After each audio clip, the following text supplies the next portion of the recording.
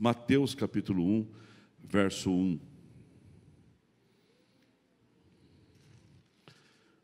Pastor Eduardo, pastora Juliana, já eles vão nos deixar, eles vão estar lá na cidade de Rio Claro, na sua terra natal, pastoreando uma grande igreja. Você pode dar um glória a Deus por isso? Já está, daqui uns dias já, né? Daqui uns dias, aleluia. Gênesis, Mateus, porque eu estou com Gênesis, hein?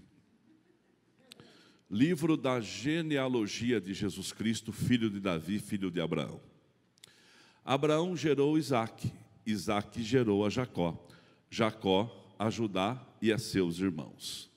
Judá gerou de Tamar a Pérez, de Tamar a Pérez, e a Zerá. Pérez gerou a Esrom, e Esrom a Arão. Olha que nome bacana para pôr nos filhos, isso aqui é bacana. Ó. Arão gerou a Abinadade, Abinadade Nasson, Nasson a Salmão, Salmão gerou de Raabe, Boaz, e esse de Ruth gerou Obed, e Obed é Jessé. Jessé gerou o rei Davi, e o rei Davi a Salomão, da qual fora mulher de Urias. Salomão gerou Roboão, Roboão a Abias, e Abias a Asa. Esse é bacana, ó. Asa gerou Josafá, Josafá Jorrão, Jorrão a Uzias. Uzias gerou Jotão, Jotão a casa Ezequias. Ezequias a Manassés. Esse Manassés foi o pior, irmão. Não o pior nome, mas a pior pessoa, um dos piores da Bíblia. Amon a Josias. Josias gerou a Jeconias e seus irmãos no tempo do exílio na Babilônia. Depois do exílio na Babilônia, Jeconias gerou Saliatel, e Saliatel a Zorobabel. Zorobabel gerou Abiúde, e Abiúde a Eliaquim. Eliaquim a Azor. Azor gerou Sadoc, Sadoc a Aquim, Aquim a Eliúde. A Eliúde gerou Eleazar, Eleazar a Matã, e Matã a Jacó. Jacó gerou a José, marido de Maria, da qual nasceu Jesus, que se chama o Cristo, aleluia. De sorte que todas as gerações, até Abraão a Davi, são 14. De Davi ao exílio na Babilônia, 14. Do exílio até Cristo, 14. Pai querido, fala conosco nessa noite, nesse texto de nomes tão complicados, nomes tão difíceis às vezes, mas com uma história muito interessante e que vai abençoar a nossa vida hoje, no nome de Jesus, amém. Você pode assentar-se. Minha mãe, quando colocou o nome no Lê de Eliezer, ela queria chamar ele de Eleazar. Só que aí um cartório errou, né? Então vamos fazer um favor para o Lê, chama ele de Zazá, Zazá, Eleazar, aleluia. Irmãos, é difícil pregar hoje aqui para mim, porque eu estou emocionado pelo maior batismo nosso aqui nesse período de 71. Mas lógico, poderia não ter dado certo, mas se não tivesse dado certo, aí que a gente agarraria com mais força para o próximo. Agora a gente já sabe o caminho, então nós podemos repetir festa nas águas, cada 3, 4 meses, e crescendo com estrutura base, com ensino, para que as pessoas que batizam possam ser fortalecidas na sua fé, possam ser enquadradas dentro dos princípios da palavra de Deus e ter a sua vida realmente transformada. Porque o que transforma a vida de uma pessoa é a palavra de Deus. É a Bíblia. E o que dá um significado para as pessoas é Cristo. E Cristo, Ele é o início e o fim. Ele é o princípio de todas as coisas e o fim delas. Por Ele existe e por Ele deixa de existir. Ele é o alfa, o ômega. As duas letras do alfabeto, o A e o Z. É o verbo que se fez carne. É a raiz de Davi. É o leão de Judá. É aquele que era, que é e sempre há de ser. é aquele que colocou um limite. E ele diz assim, ó, ele diz assim, em Cristo, a sua palavra diz, as maldições se encerram. Que tipo de maldição? Maldições que muitas vezes nós carregamos de uma forma condicionada. Condicionada, a gente se acostuma. A gente acaba fazendo com que ela viva junto com a gente. Tem gente aqui, que está com dor de dente, já faz, não começou a doer hoje não, ou aí na sua casa, já está doendo esse dente já faz uns 2, 3 anos, e você acostumou com a dor, e quando dói você muda de lado de mastigação. A gente acostuma. A gente acostuma com coisa boa e com coisa ruim. A gente costuma acordar de manhã e ter pão com manteiga, e quando tem, dá graças a Deus. E também acostuma ter uma mesa farta e dá graças a Deus. E parece que aquela mesa farta é um costumaz na casa de todo mundo, e não é. É na sua, graças a Deus. Então o homem tem a facilidade de se ambientar, de se reinventar e de se acostumar. Mas nós não podemos nos ser condicionados. Uma pessoa condicionada, ela vai usufruir pouco daquilo que Deus tem debaixo desse céu para todo crente. Ele vai usufruir pouco. Ele não vai tirar o proveito total daquilo que Deus tem para a nossa vida. Não vai, não vai. E aqui nesse texto que nós estamos lendo, fala da genealogia de Cristo. Por que as pessoas se comportam como comportam? Por que será? Por que as pessoas são como são? Por que as pessoas são como elas são? E por que as pessoas se comportam como elas se comportam? Com as suas manias, esquisitice, comportamento estranho. Fala que nós brasileiros temos comportamento estranho, que a NASA tem que vir estudar a gente. Quem já ouviu falar disso? Mas será que só nós, brasileiros? Tem irmãos aqui que se não passar manteiga dos dois lados do pão, não come o pão.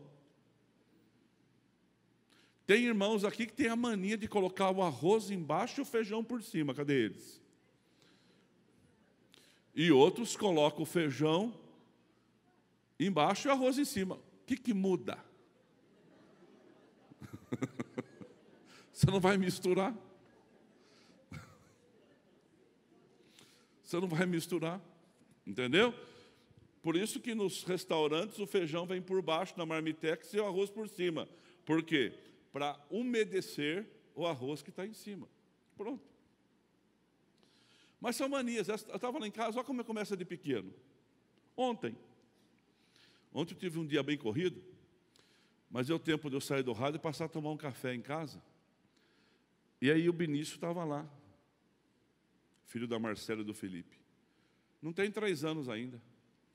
E ele veio na mesa para tomar um café, ou pegar um pedaço de bolo, e tinha um bolo novinho lá, que tinha acabado de comprar na padaria, e eu cortei o bolo, porque quando eu era pequeno, eu desenhava na lata de margarina. Quem fazia isso também aqui? Fazia isso? Fazia olho, boquinha, aquelas coisas bobas lá.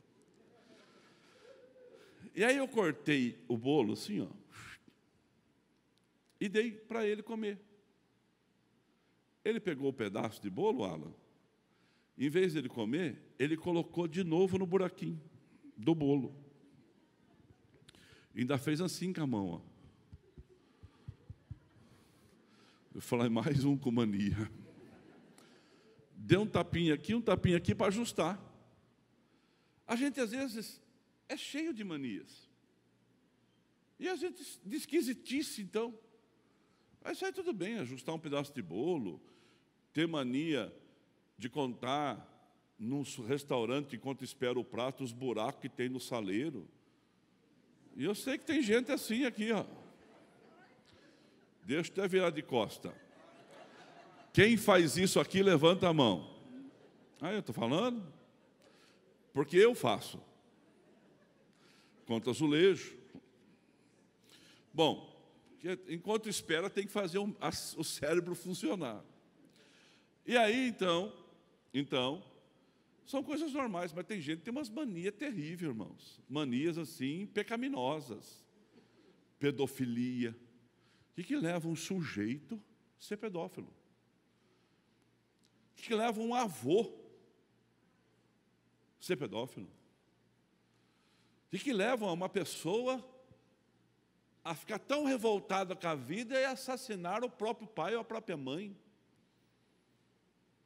O que leva pessoas a fazerem coisas absurdas, sexualmente falando? O que leva as pessoas a roubar, a defraudar pessoas? O que leva, irmãos, o ser humano a ser tão agressivo e tão radical quando o assunto é raça, credo? Se a pessoa não pensar igual a gente ou não for do nosso forma de pensar, então não serve, não presta, não vale, não tem consideração. Não, o mundo é muito grande, irmão. Se todo mundo gostasse do amarelo, o que seria do verde? Se todo mundo só quisesse o verde, o que seria do preto e branco? Nós temos que entender que cada um tem o seu ponto de vista. Mas nós temos que entender que somos sustentados debaixo do mesmo propósito. Eu tenho um amigo pastor que foi até Portugal e aí acabaram de almoçar e o pastor é um crente tradicionalíssimo e quiseram que ele tomasse uma taça do vinho do Porto. Quase que ele perdeu a viagem. Porque ele achou aquilo cúmulo. Como que uma família de pastor vai sentar numa mesa agora para tomar vinho do Porto, numa tacinha, colocando assim o dedinho. Depois ele gostou. E tiveram que mandar parar. Mas são costumes. São costumes de países diferentes do nosso. Cada lugar tem um costume. Eu era criança ainda, irmão. Quando eu estudava a Bíblia, com 12, 13 anos de idade, e diziam que na Grécia, a Grécia é um dos países mais liberais, e até com alguma certa libertinagem da história da humanidade. Eu era novo, tinha 15 anos, diziam que na Grécia era vendido mulheres como objeto em prateleiras para satisfazer desejo sexual de pessoas. Eu falava, meu Deus do céu, o que é isso? Então você vê que são situações. Agora, todo mundo na Grécia anda pelado porque isso acontece lá? Não. Não.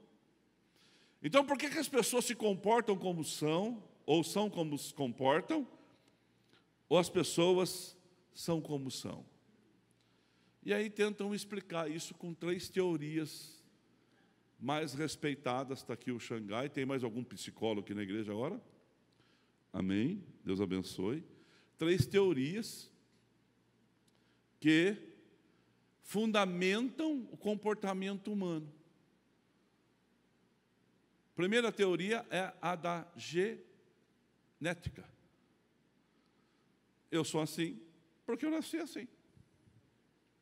Eu sou assim porque eu nasci numa casa que eu vi isso acontecendo. A minha vida foi baseada em ver um pai agressivo, ou uma mãe briguenta, ou uma família destruída emocionalmente, financeiramente. Então eu sou assim.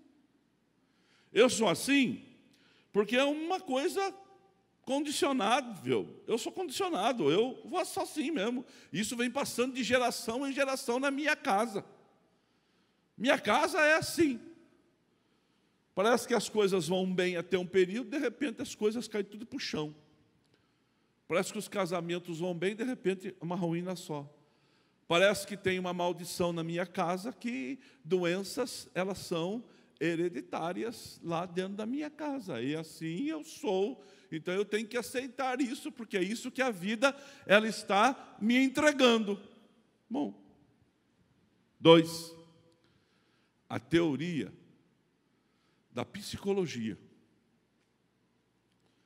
Ela diz que o ambiente, a luz, não é? A luz da influência que eu recebo. Eu recebo influência de pessoas. Então, se eu moro num lugar muito violento, muito difícil, é essas influências que eu vou receber. Se eu moro num lugar de pessoas de uma classe social ou financeira melhor, é isso que eu vou receber. Irmãos, eu nasci no bairro do Estádio, na Rua de Terra, e muitos daqui também. Muitos daqui nasceram em casas de parede de meia com pessoas que viviam na violência. Muitos aqui nasceram em situações e moraram em lugares de pessoas más, e nem por isso se corrompeu. E muitas pessoas moram em lugares maravilhosos e têm uma índole má. Então, a teoria é teoria. O que é uma teoria? A pessoa estuda. Ela não pode provar, ela teoriza. Uma teoria. Eu sou fruto de uma família, eu sou fruto de um lugar que eu vivo, e a teoria da sociologia, que diz que é a falta de educação, escola, comida e, tem mais uma aqui, e saneamento básico e trabalho são coisas que façam que o homem se perca nos seus emocionais. Por isso que a sociologia, desenvolvida por Karl Marx, ele ensina que todo mundo devia ter direitos iguais, de escola, saneamento, trabalho, comida e educação.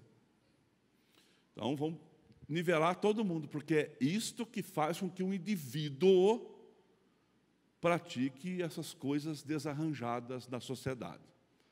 Irmãos, é lógico que uma pessoa que mora num lugar que o saneamento é céu aberto, que não tem um prato de comida na mesa, que não tem o primário, ela tem um pouco mais de dificuldade do que uma pessoa que tem um banquete todo dia, mora numa capital, mora numa grande cidade como Piracicaba e tem ao seu dispor condições de ter uma vida melhor. Lógico.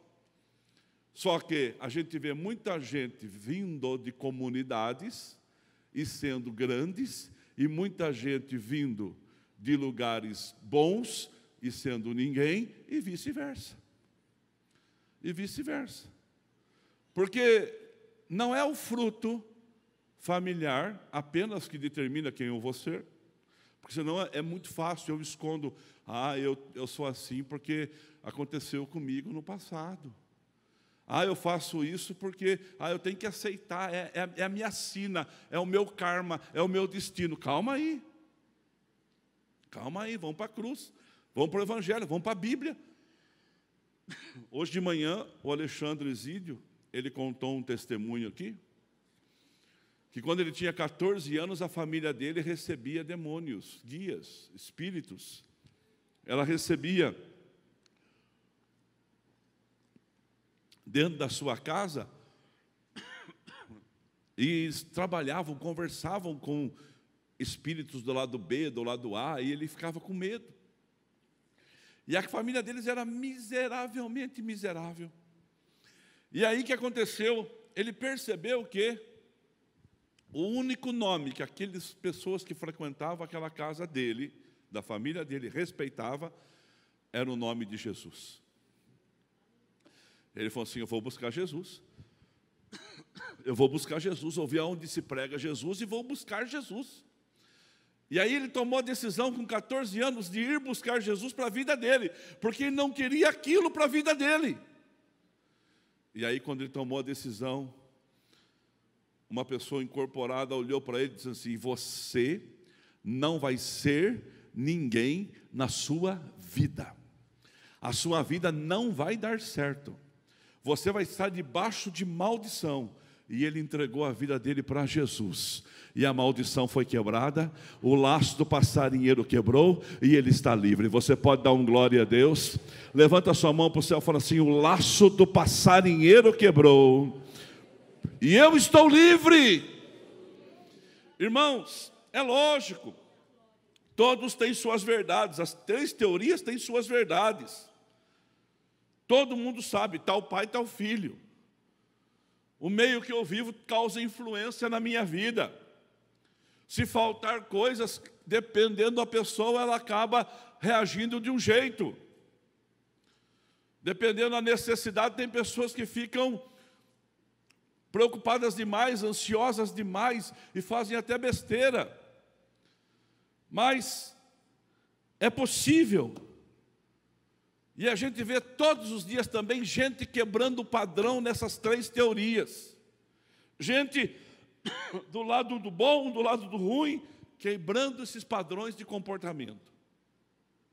Agora vamos analisar a família de Jesus. Familinha complicada, hein? Deixa eu fazer uma pergunta enquanto eu tomo uma água. Quem aqui pode falar assim: eu conheço, não é a sua, tá? Eu conheço familinha complicada, levanta a mão. Bom, agora a sua família, perto da família de Jesus, é a família de crente, irmão. A família de Jesus era terrível. A árvore genealógica de Cristo mostra que difícil era essa família. Olha só, tem até nome de santo. Olha o nome dos santos da família de Jesus: Santa Tamar, São Judas, Santa Raabe, São Davi, Salomão, Santa Ruth, Santa Betseba, Santo Urias, Jorão, Manassés. Irmãos, eles são alguma coisa, mas santo de jeito nenhum. São terríveis alguns deles. Na árvore genealógica que vem Cristo, aconteceu muitas coisas. Se Jesus fosse ser medido por comportamento familiar, por lugar que nasceu, já nasce, já vai numa manjedoura, diante de si o luar, tem que fugir criança para o Egito, tem que voltar para cá. Que situação de risco, que lugar violento, no meio de gente violenta, queria matá-lo. Jesus, ele enfrenta tudo de ruim na sua vida. Uma árvore genealógica difícil, um ambiente difícil, irmãos, e falta de muitas coisas, mas Deus cuidou de tudo. Vamos lá, só para você ter uma ideia. Verso 3, fala de Tamar. Tamar gerou um filho de Judá. Bonito, está aí, ó. Tamar gerou um filho, Judá gerou de Tamar a Pérez. Então nasceu Pérez, lindo, maravilhoso. Que problema tem isso? Nenhum. Até o fato de Tamar ser a nora do Judá. O sogro fez um filho na nora. Vou explicar. Você não vai pensar muito mal dos dois. A Tamar casou com o filho mais velho do Judá. Ela não teve filhos com ele. Ele morreu. A Tamar casou com o segundo filho de Judá. Ela não teve filho com ele. Ele morreu. Uma tremenda pé na cova. O Judá falou assim: eu não vou dar o terceiro. Ele é muito pequeno, pastor Nelson, não vou dar o terceiro. Quando o terceiro tiver uma idade suficiente, eu entrego o terceiro para casar com você. Pronto. Eu entrego o terceiro para casar com você. Mas por enquanto eu não vou dar, não. Por enquanto eu não vou dar, não. Fique tranquila. Beleza? Até aí tudo bem? Aí ela percebeu que o terceiro já estava mocinho, estava grandão. E o Judá não cumpriu a promessa. Ela montou uma tenda no caminho que Judá ia passar por uma festa, e ela se postou como uma mulher adúltera. Nisto, o que aconteceu? Judá entrou naquela tenda e eles se prostituíram. Só que o Judá não tinha o dinheiro para pagar e deixou algo pessoal dele para vir trocar depois. Aí passou um tempo, chegou a notícia lá na casa do Judá: a Tamar está grávida. O Judá ficou louco, irmão. Falou: vou lá, vou tirar satisfação, vão apedrejar essa mulher, porque ela foi apanhada no adultério, ela não esperou meu terceiro filho. O que ela está pensando? Quando ele chegou lá, ela não estava na tenda, ela estava dentro de casa já. Então ele não conheceu, mas já tinha feito, já fazia mais de meses. Quando ele entra para tirar satisfação, fala: senta aqui, nós vamos bater um papo. Vou fazer uma xícara de café para você, sogro. Você está querendo saber quem é o pai da criança? Eu estou. Quem é o pai da criança? Falou: o pai da criança ele deixou isso aqui, para vir pagar depois. O senhor lembra de quem que é isso? Era dele. Família complicada, hein, irmão? Ou familhinha atrapalhada. Quer mais? Tem mais uma aqui, ó.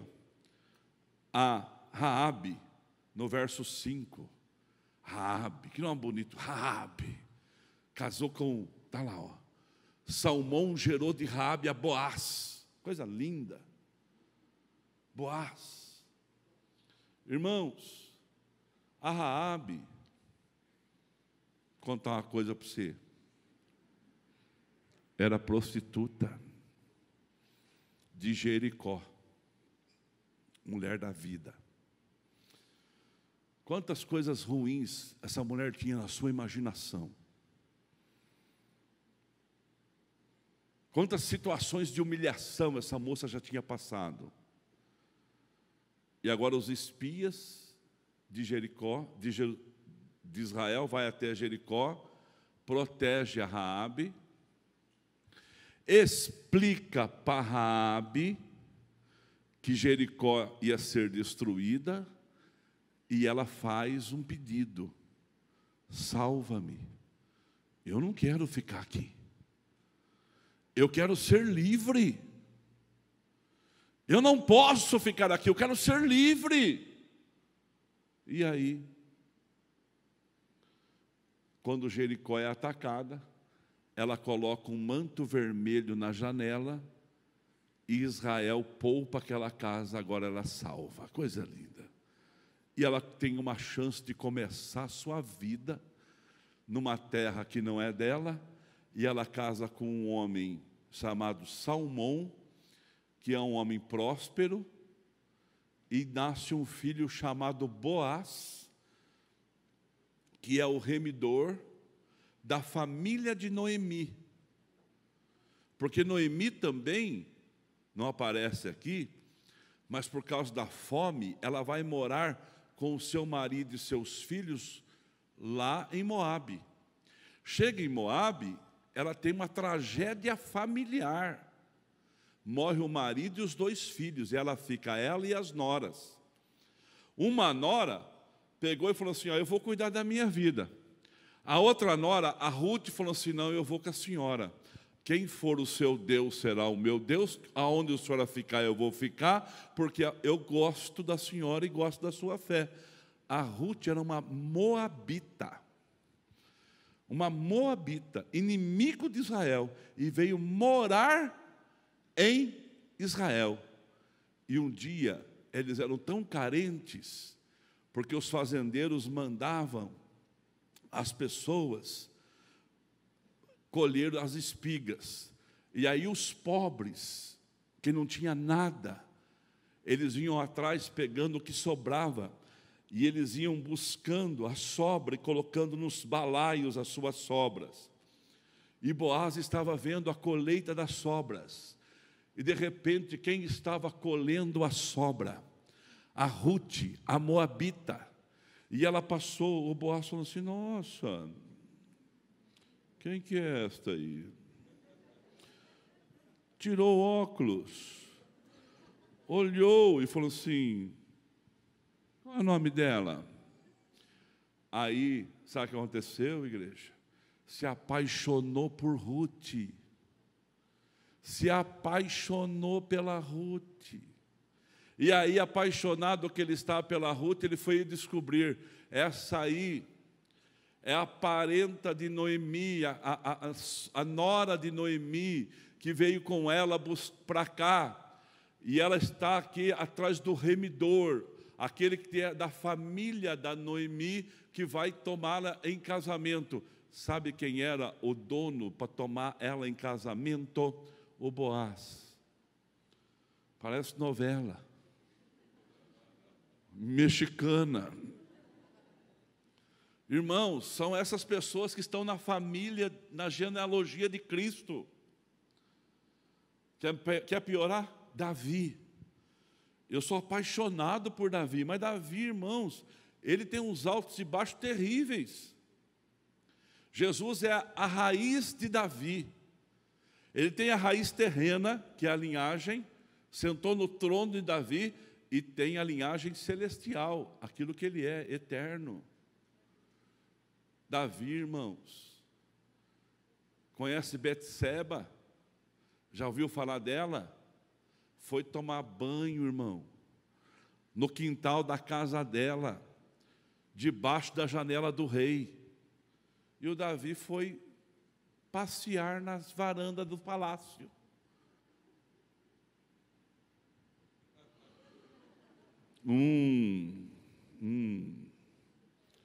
A exibida com o Davi. Davi mandou trazê-la. Passou uns dias, ela mandou um recado: estou grávida. O Davi agora então manda trazer o Urias, o marido dela da guerra. Fala assim: vem para cá, filho. Você está servindo tão bem na guerra, fica com a tua esposa em casa. Urias, irmão, não entrou dentro de casa. Ficou o tempo de folga no portão da casa dele. Ele falou assim: como que eu posso ficar nos braços da minha esposa e dos meus filhos enquanto meus irmãos morrem na guerra? Não. E o rei que era para comandar a guerra estava com essas artes na cabeça. E aí o que aconteceu? Simples. Vai voltar para a guerra. Levou uma carta para Joabe. Joabe, coloca o Urias na frente da batalha. Meu Deus, o Urias levou a sua sentença de morte, morreu. Aí chegou a notícia, tudo por WhatsApp, irmão. Tudo no grupo da família. Chegou a notícia, Urias morreu. Davi então falou assim: coitada da Betseba, agora grávida, né?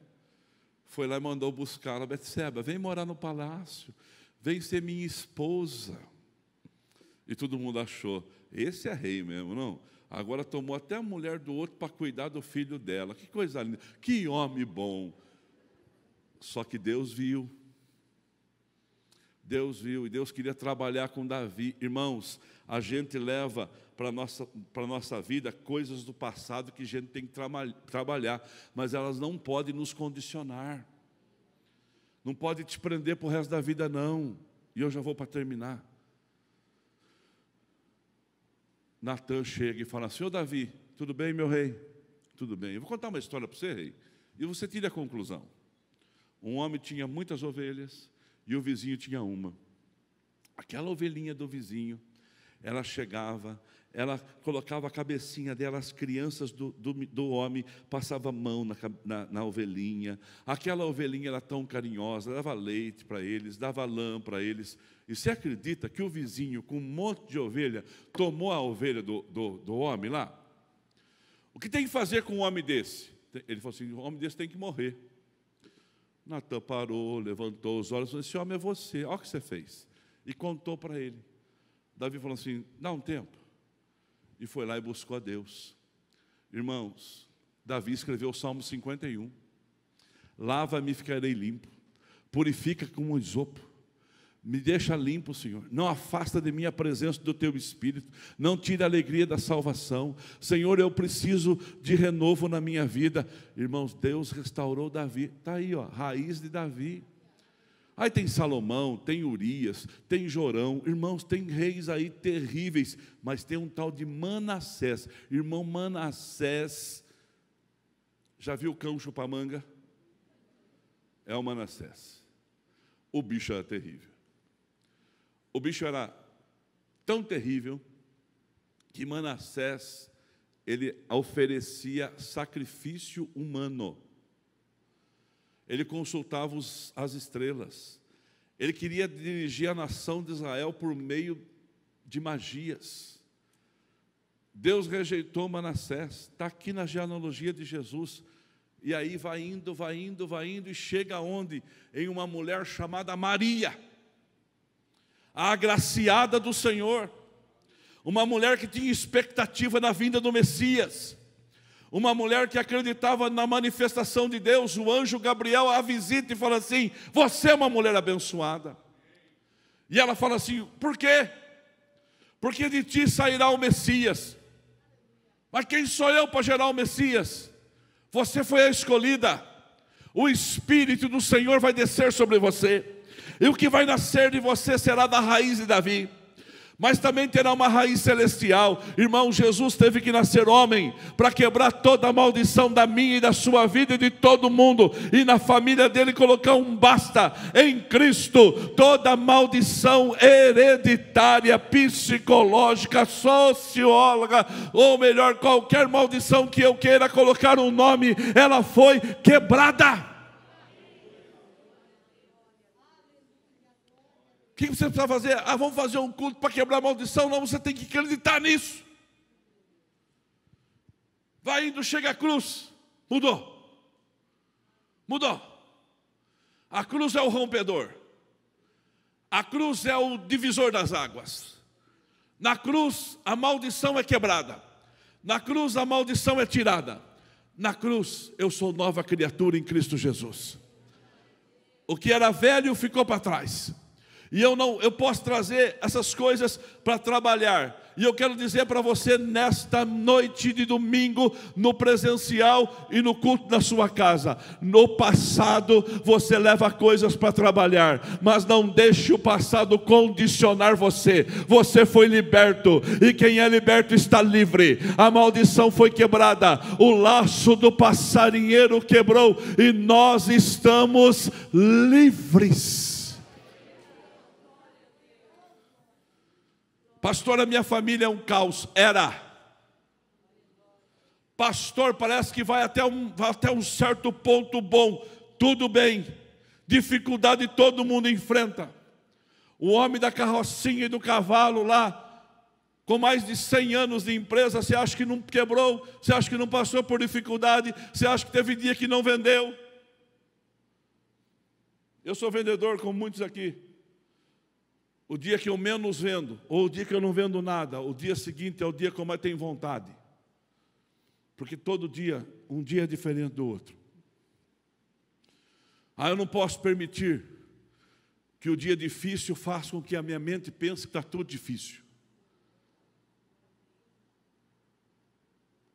Eu não posso permitir que, se a gente passar num período com muitas dificuldades, vai achar então eu vou me condicionar à dificuldade que está acontecendo lá na China. Irmão, nunca fui para a China. Eu não posso permitir que um problema de lá me condicione aqui. Eu não posso permitir que um problema do meu tataravô, bisavô, avô, pai, vai me prendendo. Não posso permitir, porque eu sou livre em Cristo Jesus. Está aqui o Dair, o Tavinho, o Lê e eu e minha mãe. A Marcinha estava no culto das 10h30. Nosso pai foi um bom homem, dos melhores. Mas nosso pai gostava de chegar em casa e, até ele ter uma vida mudada por Cristo no final dos seus dias, eu me lembro que na minha casa sempre tinha duas coisas: um garrafão de pinga e 1 litro de conhaque. E não podia ser o Dreyer, tinha que ser o presidente. Ele gostava. Então ele chegava do serviço, ele sentava lá no seu cantinho até tomar o banho, até a tata, minha mãe era a tata dele, fazia a comida, e lá ele ficava contando a história do dia e tomando uns golinhos. A Branquinha. Foi duro de segurar a Lourdes quando a gente começou a namorar, porque ela queria conhecer o caminho do corote. Calma, fica aqui.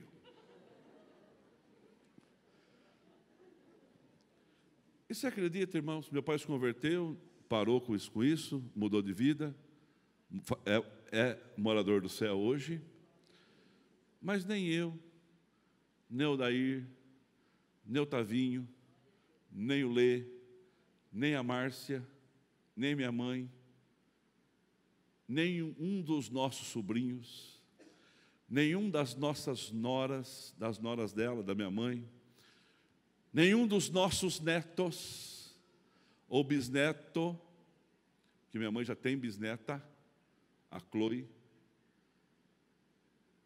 e o Benício, nenhum, só dois, nenhum dos bisnetos vai beber? Não vai. Nenhum bebe, e nenhum que vir não vai. Você sabe por quê? A maldição quebrou na nossa família. Quebrou. Na minha casa, pastor, o senhor tem que ver, pastor do céu, é o circo pegando fogo e os bombeiros tudo de férias, em Santos. Foi, filho. Você não vai levar o pecado do seu pai.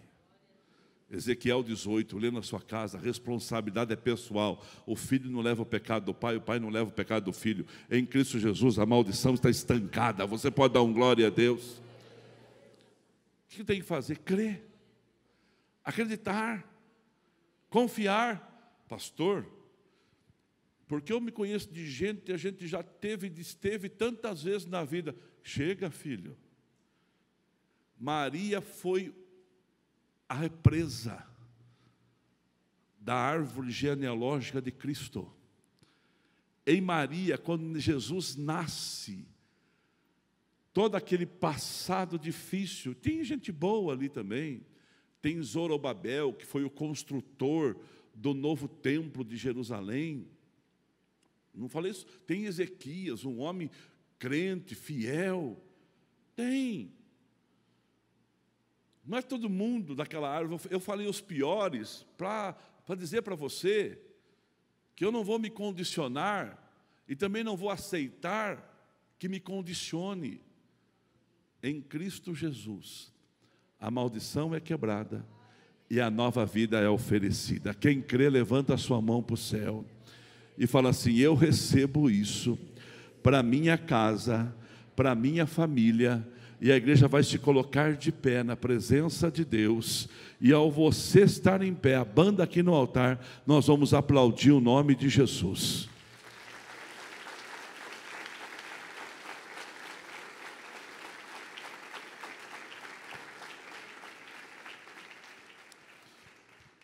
Quantos querem quebrar toda a ideia de maldição da sua vida? Levanta a mão. O que você tem que fazer? Crer que Cristo já fez isso por você. Segundo, não deixar que pensamentos assim te prendam mais. Você é livre, filho. Se o Filho vos libertar, verdadeiramente sereis livres. Você é livre. Você nasceu para dar certo. Você é um projeto de Deus para dar certo. Você crê nisso? Cadê o Rafael Pastor? Está aqui? Eu acho que o Rafael Pastor deve estar lá em si, está lá no culto. Pode deixar ele lá, não tem problema. Está no culto infantil. O Rafael falou para mim hoje aqui, e eu posso contar porque ele disse que eu podia, que ele é um improvável. Ele é o terceiro filho de uma mãe solteira. E quando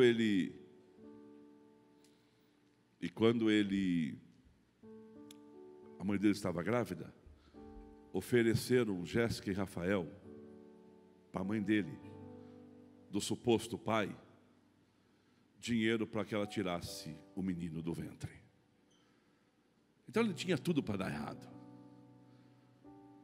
E hoje é um menino crente, casado com a Bruna, pai de uma criança linda que nasceu esses dias, e o improvável que deu certo em Cristo Jesus.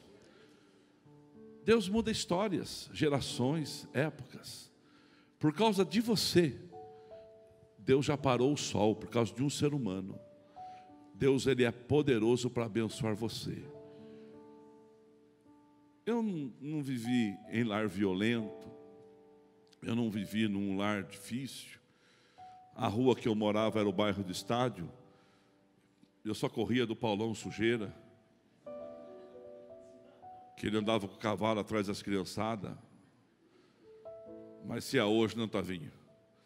Paulão Sujeira, a gente ia dar um banho nele de ácido. Ele ia aprender. Porque a gente era criança, e tudo isso são ideias para o futuro, coisas que Deus está trabalhando com a gente.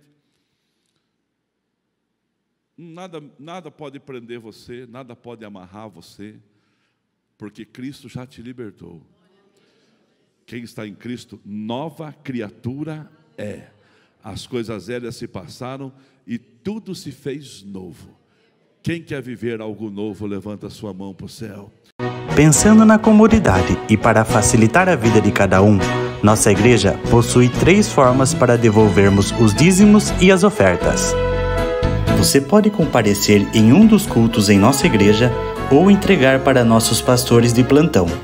Lembrando que o templo fica aberto das 8 da manhã às 18 horas. Você pode fazer uma transferência bancária, sendo TED ou DOC, do banco de sua preferência, ou um depósito direto no caixa, lembrando dos nossos dados para depósito ou transferência. Agora, você pode usar o Pix, um jeito prático e rápido de fazer pagamentos. Para fazer, é muito fácil. É só acessar o aplicativo do seu banco e escolher Pix.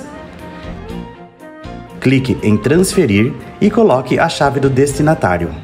Na nossa igreja, a chave é o número do CNPJ. Digite o valor, confira os dados da conta e clique em transferir. Pronto, transferência realizada com sucesso. Para entregar o seu dízimo ou a sua oferta, faz um Pix.